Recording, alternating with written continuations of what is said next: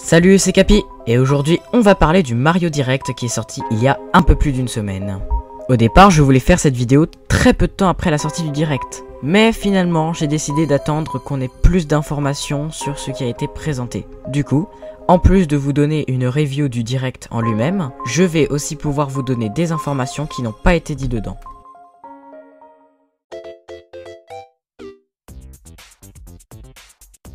Tout d'abord, commençons avec la Game & Watch Super Mario Bros.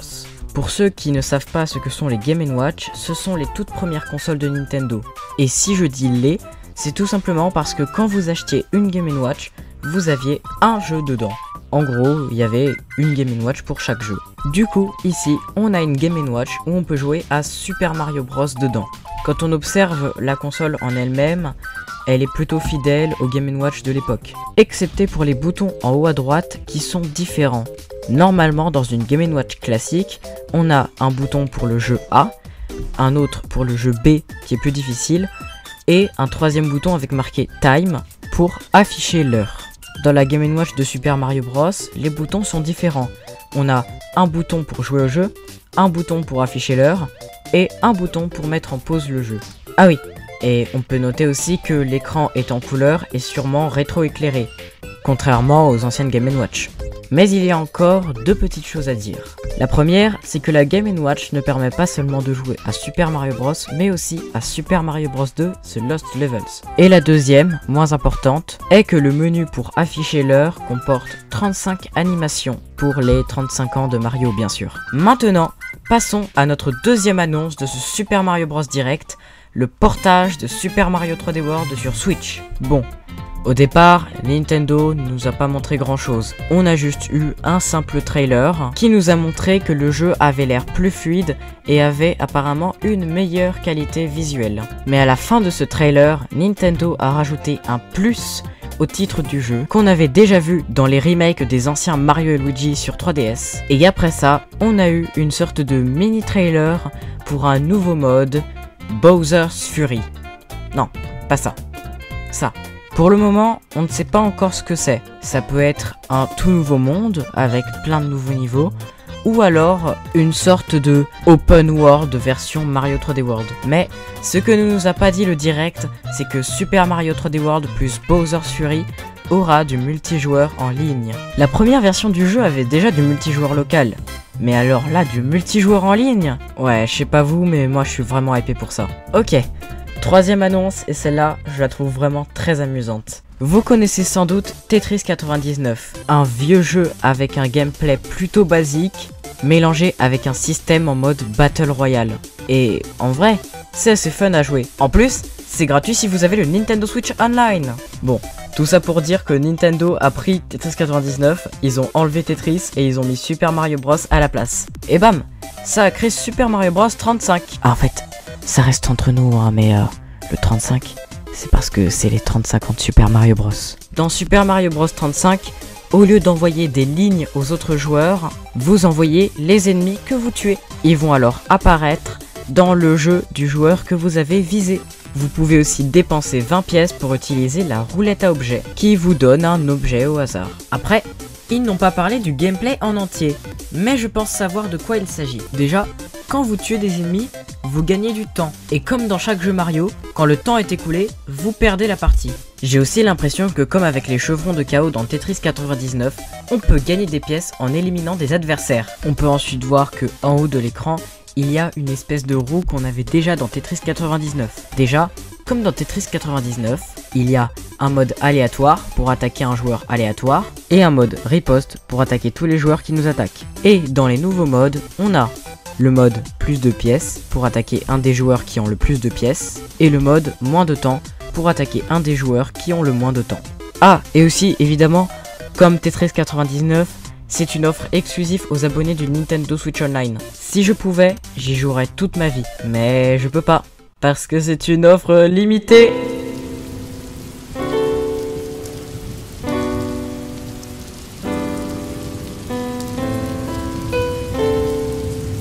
Bon bah tant pis, hein. Ok, passons à l'annonce suivante. Qu'est-ce que c'est que ça déjà? Ah oui, Mario Kart Live Home Circuit. parlons-en. Bon alors, Mario Kart Live Home Circuit, comment expliquer ça? C'est un peu un jouet et un jeu en même temps. D'un côté, dans la vie réelle, vous avez une voiture radiocommandée Mario Kart avec une caméra à l'arrière. Et de l'autre côté, sur la Switch, vous pouvez contrôler la voiture en même temps de voir ce que la caméra voit. Mais ce n'est pas tout. En plus de voir ce que la caméra voit, la caméra donne aussi des effets spéciaux en mode Mario Kart justement. Donc vous avez par exemple les cubes mystères qui vous donnent des objets, ou même d'autres ordinateurs qui n'apparaissent pas dans la vraie vie, qui n'apparaissent que dans le jeu. En fait, c'est exactement ça la réalité augmentée. C'est un Mario Kart en réalité augmentée, et c'est cool. On sait que dans un pack, il y a un personnage, Mario ou Luigi, 4 portiques, 2 marqueurs fléchés et un câble de recharge USB pour recharger le kart. Ensuite, on sait que, vu que c'est un Mario Kart dans la vraie vie, on peut créer nos propres courses. Et c'est à ça que servent les portiques. Pour créer votre course, vous roulez comme vous voulez en passant dans les portiques, et puis voilà, c'est fait.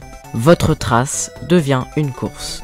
Bon, après, comme je l'ai dit, dans un pack, il y a un personnage. Ça veut dire que si vous voulez jouer à 2, le joueur 2 doit aussi avoir acheté un pack et doit avoir sa Nintendo Switch. Mais quand même, ça a l'air vraiment cool de jouer à 2. Quand un des joueurs se prend un objet, son kart ralentit pour de vrai. C'est génial quand même. Après, on sait aussi que quand vous n'avez pas de joueur 2 à affronter, vous affrontez les Koopalings. Mais moi je pense que ça veut dire qu'il y aura peut-être un pack avec Peach, un autre avec Bowser, et peut-être plein d'autres personnages encore. Ensuite, j'ai un peu l'impression que comme à la manière de Mario Kart Tour, les personnages pourront avoir plusieurs costumes. Bon, dans Mario Kart Tour, chaque costume était un personnage différent, mais vous voyez ce que je veux dire. Et par contre, le kart aussi pourra avoir sa propre customisation. Bon, après, ça ce n'est que des détails. Toujours un peu dans le même délire, on pourra apparemment rajouter des effets un peu stylés à nos courses, pour leur donner un environnement, comme monde de glace ou monde de fantômes. Du coup, passons à notre prochaine annonce. Ah, oui, c'est vrai, il y a ça. Bon, je vais faire un petit tour rapide. Déjà pour commencer, depuis le 9 septembre, Mario de Super Mario Kart et Donkey Kong Jr. aussi de Super Mario Kart ont été ajoutés à Mario Kart Tour. En novembre, on aura un niveau Ninja dédié aux 35 ans de Super Mario Bros dans Super Mario Maker 2. En novembre et en décembre, on aura un tournoi Super Mario dans Super Smash Bros Ultimate, où le but est de n'utiliser que des personnages de la série Super Mario. En janvier, une Splatfest champignon aux étoiles arrive dans Splatoon 2. Et en mars, des accessoires Super Mario arrivent dans Animal Crossing New Horizons. Après, une petite annonce juste pour dire que Super Mario All-Star, qui était originellement sorti sur Super NES, est arrivé dans le catalogue Super NES du Nintendo Switch Online. Pour ceux qui ne savent pas ce que c'est une collection qui est sortie sur Super NES et qui rassemble des remakes des 4 jeux Super Mario Bros qui étaient sortis sur NES. C'est-à-dire Super Mario Bros, Super Mario Bros 2 The Lost Levels, sorti qu'au Japon, Super Mario Bros 2 USA, oui j'aime bien l'appeler comme ça, et Super Mario Bros 3. Bon après j'étais juste en train de meubler parce que le jeu est exactement le même. Mais au moins ça fait une bonne transition avec l'annonce finale de ce direct, Super Mario 3D All-Star. Alors, moi je me souviens que Super Mario 3D All-Star, ça avait commencé avec une rumeur, un leak, rien n'était confirmé, et moi j'y croyais pas. Et encore aujourd'hui, j'arrive toujours pas à y croire. Bon, en gros, Super Mario 3D All-Star, c'est comme Super Mario All-Star, sauf que cette fois-ci, c'est une collection des 3 premiers grands jeux Mario 3D, c'est-à-dire Super Mario 64, Super Mario Sunshine et Super Mario Galaxy. Et évidemment, j'ai bien précisé les 3 premiers grands jeux Mario 3D, parce que je n'ai pas dit Mario 64 DS qui est un remake, donc il ne compte pas vraiment, même s'il est quand même super bien. Donc, déjà, ce que nous a dit le trailer. On sait que Super Mario 64 est resté en 4 tiers, mais que Super Mario Sunshine, qui était aussi en 4 tiers à la base, est maintenant en 16 neuvième, ce qui est vraiment cool. Si vous savez pas vraiment ce que ça veut dire, je parlais en fait des dimensions. Ah, et sinon, Mario Galaxy a toujours été en 16 neuvième, et ça n'a pas bougé. Par contre, la résolution de chaque jeu a été vraiment améliorée, et ça se voit. Regardez Super Mario 64, les textures sont vraiment super lisses maintenant. Et ensuite, il y a ce que ne nous a pas dit le trailer. Déjà, d'après ce qu'on a vu dans les trailers et les gameplays, la version de Mario 64 qui est utilisée n'est pas la première version de 1996, mais la version Shindu de 1997. C'est une version qui n'est sortie qu'au Japon. Déjà, dans cette version, Mario ne dit pas So long, Bowser! Quand il lance Bowser sur une mine, mais il dit juste Bye bye! parce qu'en japonais, Bowser ne s'appelle pas Bowser, il s'appelle juste Koopa. Et le deuxième changement est que dans la version Shindu, le backward long jump n'existe plus. Dans les premières versions de Super Mario 64, il y a une technique qui s'appelle le backward long jump, donc le saut en longueur à l'envers. Une technique qui consiste à faire des long jumps en arrière dans des escaliers ou dans des espaces serrés pour accumuler beaucoup de vitesse et passer à travers les murs à la vitesse Sonic. Et ils ont corrigé ça dans la version Shindu. Dans les trailers et les gameplays de Super Mario 3D All-Star, on voit bien dans Super Mario 64 que quand Mario lance Bowser sur une mine, il dit Bye bye! donc c'est sûr, c'est la version Shindu. Ensuite, selon Nintendo, la manette GameCube ne fonctionnera apparemment pas pour Super Mario Sunshine. Et je pense que c'est parce que certaines actions ont dû être améliorées en fonction des particularités de la Switch. Par exemple, ils auraient pu avoir fait en sorte qu'il faille utiliser le gyroscope pour contrôler Jet. Aussi, dans Super Mario Galaxy, ils ont trouvé un moyen de mettre le petit pointeur qui permet d'amasser des éclats d'étoiles, ou d'en jeter, ou de faire d'autres choses, genre des choses parfois indispensables au jeu. En fait, maintenant, vous bougez le Joy-Con droit pour bouger le pointeur, et c'est tout. Simple comme Bonjour. Le jeu sort le vendredi 18 septembre et ne sera plus disponible dans le Nintendo eShop ni dans les magasins après le 31 mars. Donc, n'attendez pas trop longtemps si vous voulez l'acheter.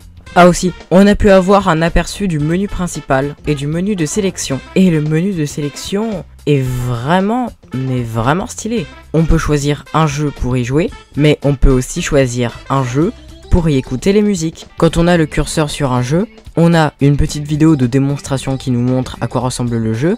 On a aussi l'année et la date de sortie, la plateforme d'origine et une petite définition qui nous parle de l'histoire du jeu, mais aussi de quelques petites informations dessus. On a aussi un petit message qui nous dit qu'en appuyant sur moins, on peut changer la langue.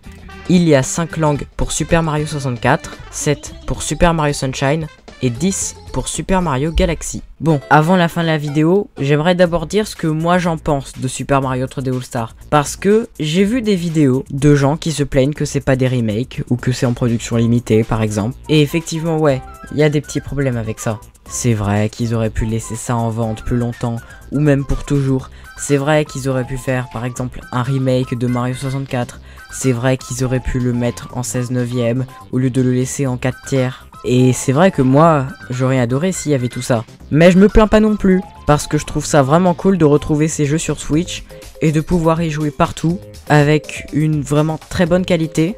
Et en plus, j'ai jamais joué à Mario Sunshine ou Mario Galaxy 1, donc ça va être ma chance. Donc bref, c'est peut-être pas aussi bien que le Super Mario All-Star original, mais moi ça me suffit amplement. Non, attendez, j'ai pas fini parce qu'en fait, j'ai aussi une dernière chose à dire. Ah oui, il est où Super Mario Galaxy 2? Non, par contre, s'il y a vraiment un truc que j'aurais du mal à supporter, c'est le fait que Mario Galaxy 2 soit pas dans le bundle. Parce que même si j'ai pas le 1, je sais que le 2 est meilleur que le 1. Et le 2, j'y ai joué sur Wii et je l'ai adoré. Alors pourquoi il est pas dans le bundle? Alors pour ça, il y a plusieurs hypothèses. Soit ils le mettront jamais, soit ils peuvent faire comme ce qu'ils avaient fait avec Super Mario All-Star.